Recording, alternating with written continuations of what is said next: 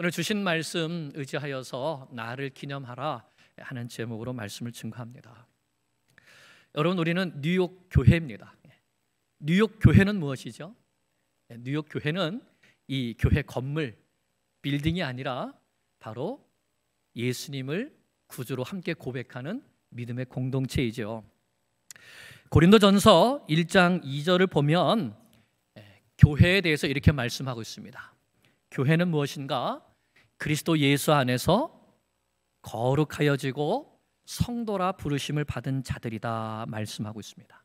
예수님 안에서 거룩해진 사람들, 그래서 하나님의 자녀로 거룩한 무리로 부르심을 받은 자들, 그들이 바로 교회입니다. 교회는 예수 안에서 거룩해진 성도라고 했습니다. 그러면 어떻게 우리가 예수님 안에서 거룩해질 수 있죠?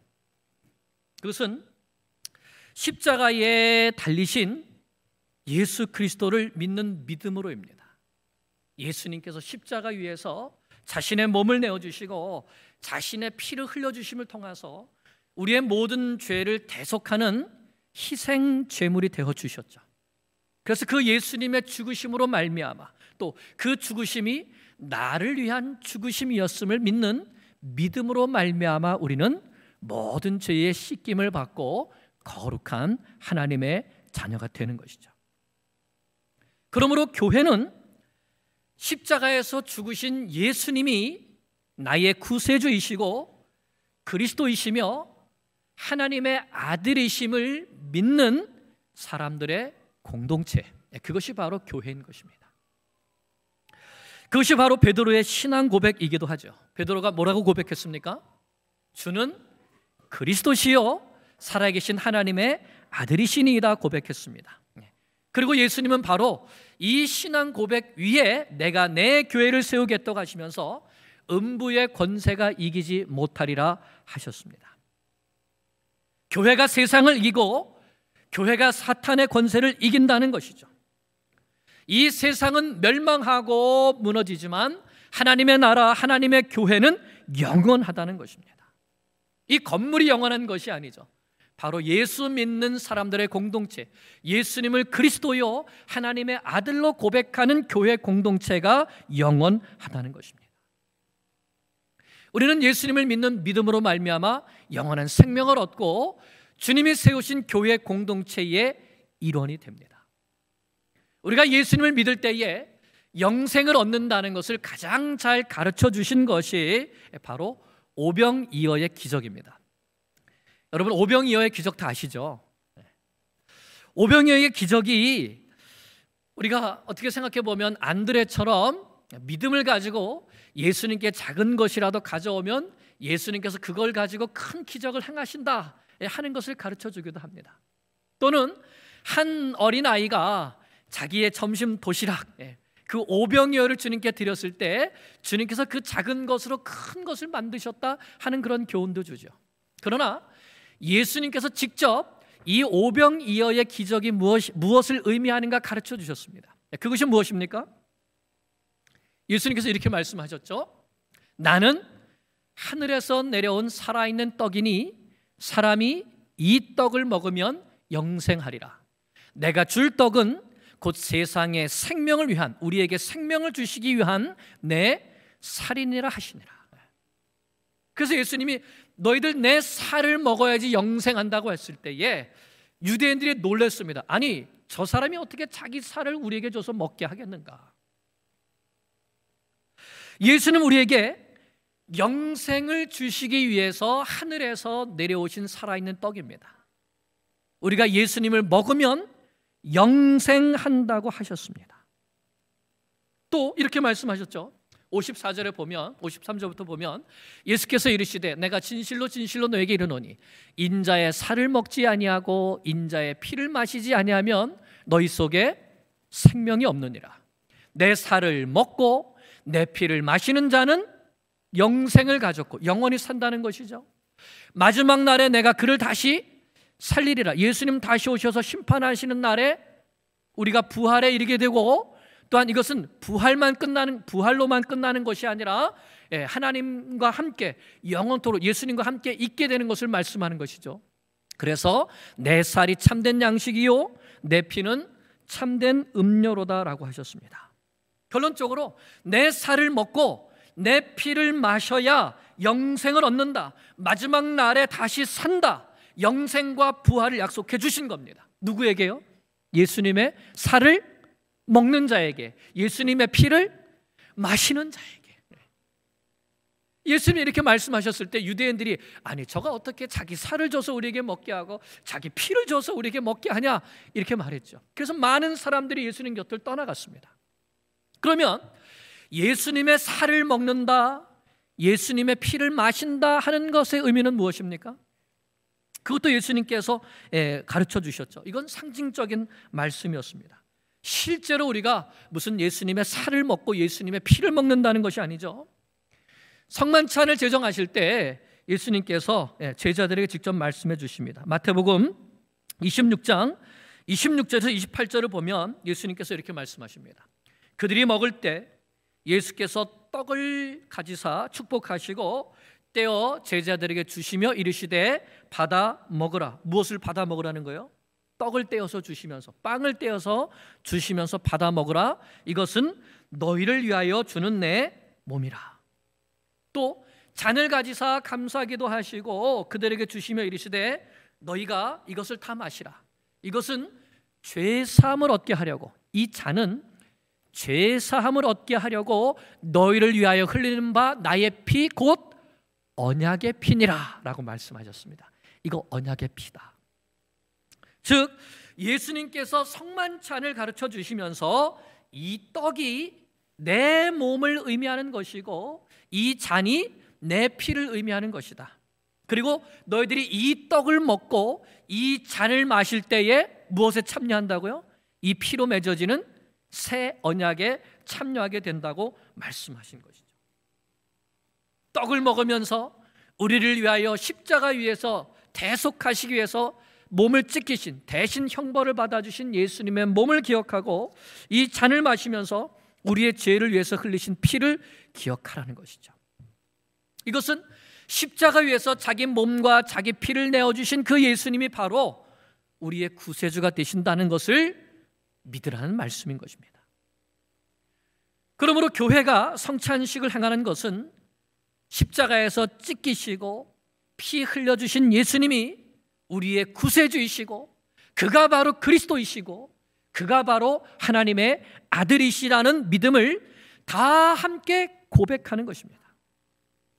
그 예수님께서 승천하시고 오순절에 성령께서 임하셨을 때에, 그래서 교회가 탄생했을 때에 예수님을 구주로 고백한 성도들이 모여서 열심히 한 것이 있습니다.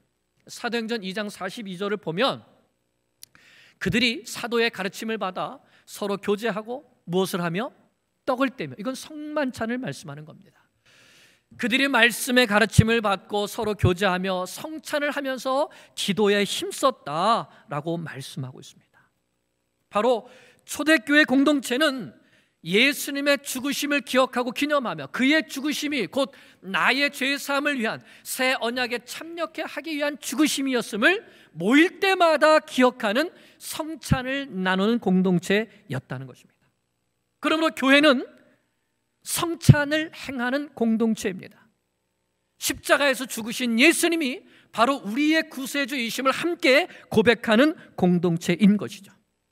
그리고 이 고백을 하는 이 공동체는 이 세상이 무너져도 이 교회 공동체는 무너지지 않고 하나님의 나라는 영원하며 하나님의 나라가 승리한다는 사실을 세상 속에 선포하는 공동체인 것입니다. 그래서 이 성찬 예식은 예루살렘 교회에서만 행한 것이 아니라 제자들이 나아가서 복음을 전하는 모든 곳에서 행해졌습니다. 사도 바울도 가는 곳마다 십자가에 달리시고 부활하시고 승천하신 예수님을 전파했습니다. 그분이 바로 하나님의 아들이시고 우리의 구세주이심을 증거했습니다. 그리고 이 믿음을 고백하는 자들에게 세례를 주었습니다. 그리고 세례를 받은 그 사람들과 함께 성만찬을 행했던 것이죠. 오늘 본문이 있는 이 고린도 교회에도 사도 바울이 가서 참 수고하면서 교회를 개척하고 세웠죠. 그리고 그 교회에도 이 복음을 전했을 뿐만 아니라 예수님을 구주로 고백하고 세례받은 자들에게 이 성만찬의 예식을 가르치고 또 행했던 것입니다. 그런데 바울이 고린도 교회를 떠나온 지 얼마 되지 않아서 고린도 교회가 이상한 방식으로 성만찬을 행한다는 소식이 바울에게 들려온 것입니다. 우리 17절을 한번 보겠습니다. 17절 시작. 내가 명하는 이 일에 너희를 칭찬하지 아니하나니 이는 너희의 모임이 유익이 못되고 도리어 해로움이라. 고린도 교회가 모이는데 이 모임이 너에게 유익하지 못하고 해롭다, 이렇게 말씀하고 있는 겁니다.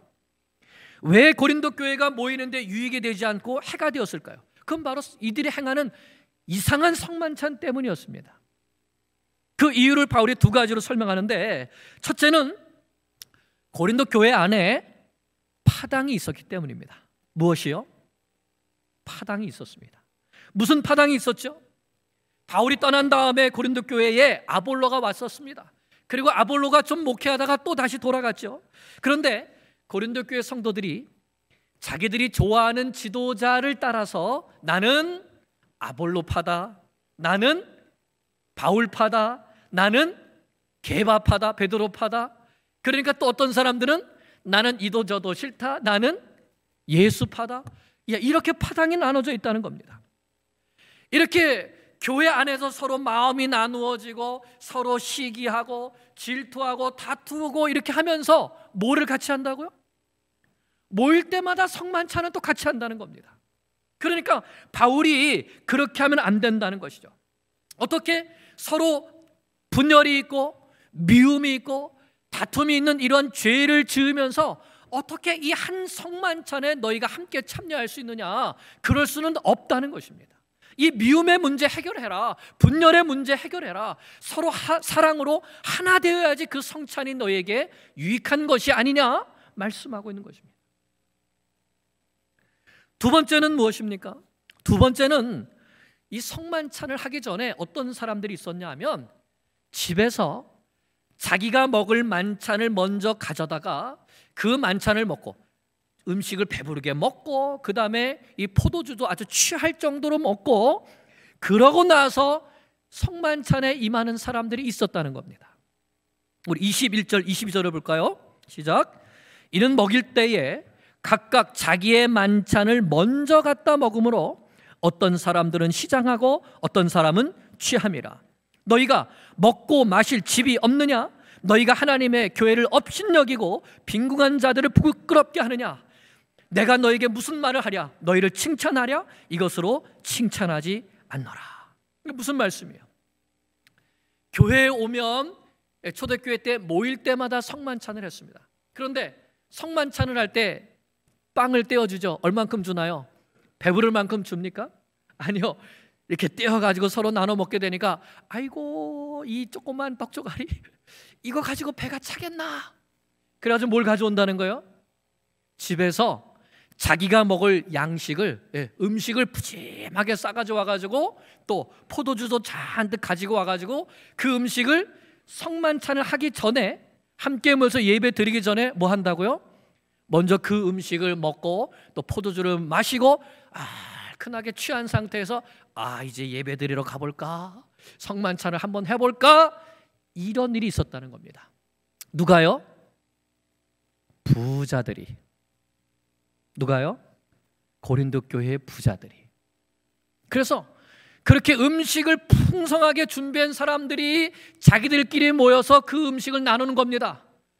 그리고 가난한 사람들은 음식을 못 가져오는 사람들은 그들 저기 옆에 서서 구경만 해야 되는 것이죠. 그래서 어떤 사람은 배부르고 어떤 사람은 시장하다고 하는 겁니다. 너희가 하나님의 교회를 업신여기냐? 너희가 하나님의 성찬을 업신여기는 거냐? 이렇게 말씀하는 겁니다. 교회는 사랑으로 하나 되고 서로가 서로를 돌보고 가난하고 힘든 사람들을 구제하고 이러는 가운데 함께 하나님 앞에 나와서 사랑으로 하나 되어서 행하는 것이 바로 성만찬이라고 하는 것이죠. 왜 교회를 업신여기고 가난한 사람들을 부끄럽게 하느냐라고 바울이 책망한 것입니다. 그러면서 이제 오늘 본문에 나오는 이 성만찬의 의미를 다시 한번 설명해 주신 것입니다.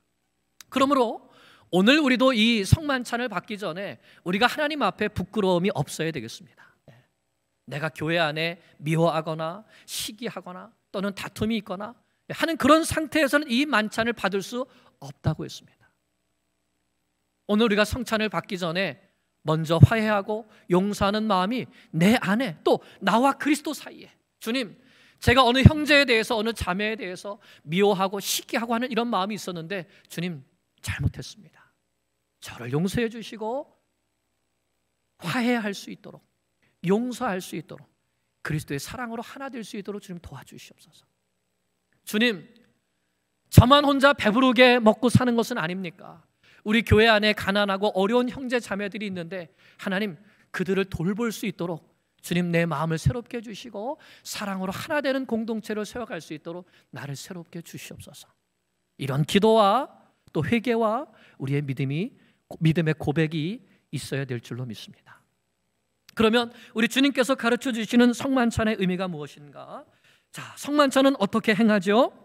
먼저 떡을 떼어 먹는 것을 말씀하고 있습니다. 자, 23절, 24절인데요. 23절 하반절부터 제가 읽습니다.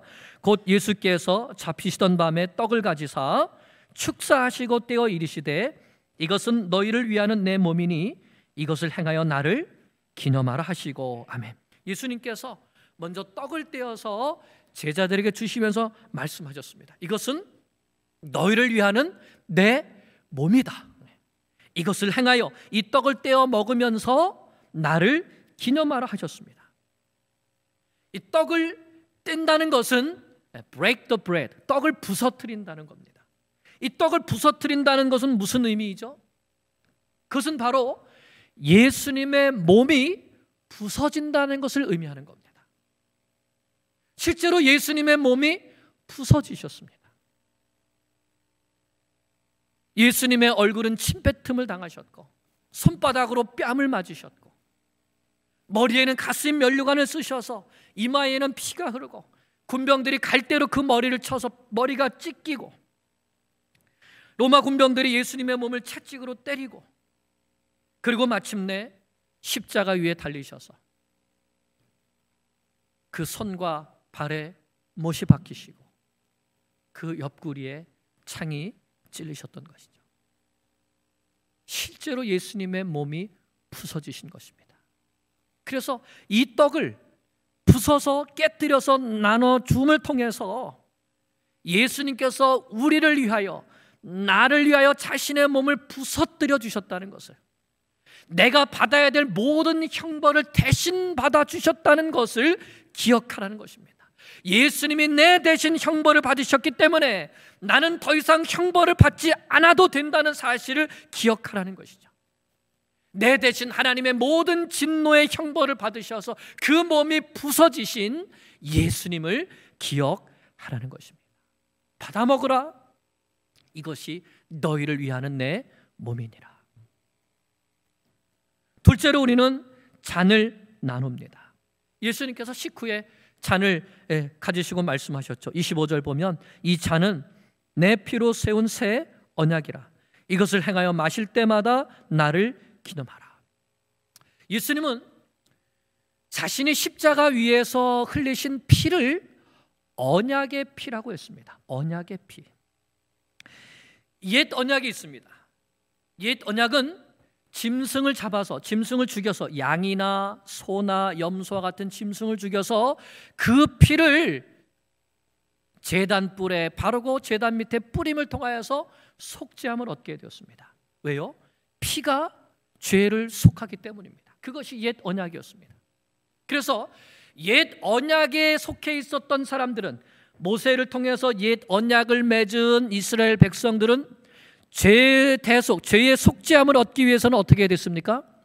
죄를 지을 때마다 양을 가져오든지 염소를 가져오든지, 그것도 아니면 비둘기를 가져오든지 해서 그것을 잡아서 그 피를 제단에 뿌려야지 속죄함을 받았습니다. 언제요? 언제요? 죄를 지을 때마다. 그러니 여러분, 우리가 태어나서 살아가는 동안 죄를 한 번 짓습니까? 두 번 짓습니까? 죽을 때까지 죄를 짓죠. 그래서 이 옛 언약에 있었던 사람들은 언제까지 제사를 드려야 됐습니까? 죽을 때까지 쉼 없이 제사를 드려야 됐습니다. 그것이 옛 언약이에요. 왜요? 옛 언약은 짐승의 피로 드리는 제사였기 때문에. 그런데 그것은 새 언약의 그림자였던 것입니다. 새 언약은 예수님께서 자신의 피로 맺어주신 언약인 것이죠. 그래서 히브리서 9장을 보면 이 언약은 단번에 영원한 효력을 갖는 언약이라고 했습니다. 짐승의 피가 아니라 자신의 피로 들이셨기 때문에 단번에 영원한 효력이 있는 언약이다. 그래서 새 언약이라고 말씀하신 것입니다. 여러분, 우리 히브리서 9장 14절 15절 말씀을 같이 한번 읽겠습니다. 시작. 하물며 영원하신 성령으로 말미암아 흠없는 자기를 하나님께 드린 그리스도의 피가 어찌 너희 양심을 죽은 행실에서 깨끗하게 하고 살아계신 하나님을 섬기게 하지 못하겠느냐. 이로 말미암아 그는 새 언약의 중보자이시니 이는 첫 언약 때에 범한 죄에서 속량하려고 죽으사 부르심을 입은 자로 하여금 영원한 기업의 약속을 얻게 하려 하심이라. 첫 언약 때에 범한 죄 누굽니까? 아담의 죄죠. 그래서 아담의 죄 지었을 때 하나님께서 무슨 옷을 입히셨어요? 가죽 옷을 입히셨죠. 짐승을 잡아서 직접 피 흘려 주시는 제사를 하나님이 시작하신 겁니다. 그것이 옛 언약이에요. 그런데 이제는 하나님의 아들이신 예수님께서 직접 오셔서 자신의 피로 새 언약을 얻으셔서 이제는 그 예수님을 믿는 자에게 영원한 속죄함과 영원한 기업의 약속을 얻게 해 주셨다는 것이죠. 그러므로 예수님 안에서 그의 피로 맺어지는 이 새 언약은 하나님의 영원하신 우리를 향한 사랑과 또 예수 그리스도의 희생적인 사랑을 가르쳐 주시는 것이죠. 그래서 우리가 성찬에 참여한다는 것은 바로 이 예수님의 대속의 은혜, 단번에 영원히 속죄하신 그 속죄의 은혜, 그 사랑에 참여한다는 것입니다. 예수님의 떡을 먹음으로 십자가에서 부서지신 그 예수님의 몸이 바로 내 죄값을 대신 치르신 그 몸이라는 것을 믿으면서 먹는 겁니다. 이 잔을 마실 때 이 잔이 십자가 위에서 나에게 새 언약, 단번에 영원한 제사함의 효력을 가지시는 그 보혈의 피, 그것을 내가 먹음으로, 내가 마심으로 나도 그 언약에 참여하여서 이제는 하나님 앞에서 죄가 없고 거룩한 하나님의 자녀가 되어서 영원한 하나님의 나라를 기업으로 누린다는 이 약속을 내가 받는다 하는 그 의미로 잔을 마시는 겁니다. 그러므로 우리는 예수님께서 오실 때까지 이 성찬 예식을 해야 합니다. 왜 그렇습니까? 예수님께서 그렇게 하라고 명령하셨습니다. 26절 시작. 너희가 이 떡을 먹으며 이 잔을 마실 때마다 주의 죽으심을 그가 오실 때까지 전하는 것이라. 우리는 언제까지 이걸 해야 됩니까? 주님께서 오실 때까지. 오실 때까지 우리가 이 성만찬을 하는 것이 예수님이 누구이신가, 예수님이 우리를 위하여 무엇을 하셨는가 하는 것을 이 세상에 선포하는 것이 된다는 것입니다.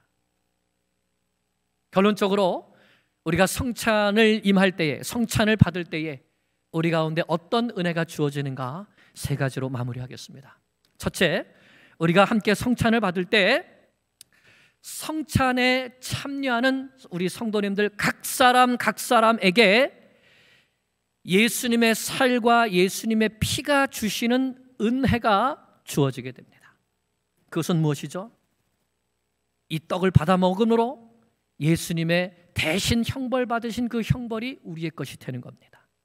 이 잔을 마심으로 예수님의 속죄의 피가 바로 나를 위한 속죄의 피가 되는 것이죠. 우리 각 사람이 이 떡과 잔을 받음을 통하여서 하나님 앞에 거룩하여지고 죄사함을 얻고 하나님의 자녀가 되어서 영생을 누리는 은혜가 이 떡과 잔을 받는 각 사람 모두에게 일어나게 되는 것입니다. 그것을 믿음으로 고백하는 것이 이 성찬 예식입니다. 둘째는 우리 각 사람에게만 그런 은혜가 일어나는 것이 아니라 이 떡이 원래는 하나였지요. 한 덩어리에서 떡을 떼었습니다. 한 잔에서 잔을 나누었습니다. 이것은 무엇입니까? 교회는 예수 그리스도를 머리로 하는 한 몸 공동체라는 것입니다. 다시 말하면 이 구원의 은혜가 우리 각 사람에게만 일어나는 것이 아니라 우리 공동체 모두에게도 일어나며 우리 각 사람이 그리스도께 연합할 때에 우리 모두가 다 함께 그리스도께 연합하여서 아름답게 그리스도 안에서 한 몸을 이루어가는 사랑의 공동체가 되는 은혜를 받게 된다는 것입니다. 성찬을 받을 때에 우리는 예수님 안에서 한 몸이 되는 은혜를 받게 되는 것입니다.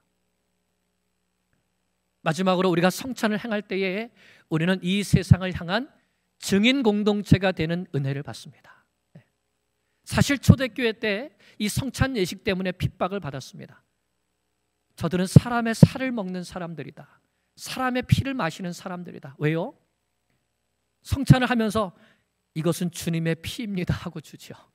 이것은 주님의 몸입니다 하고 주죠.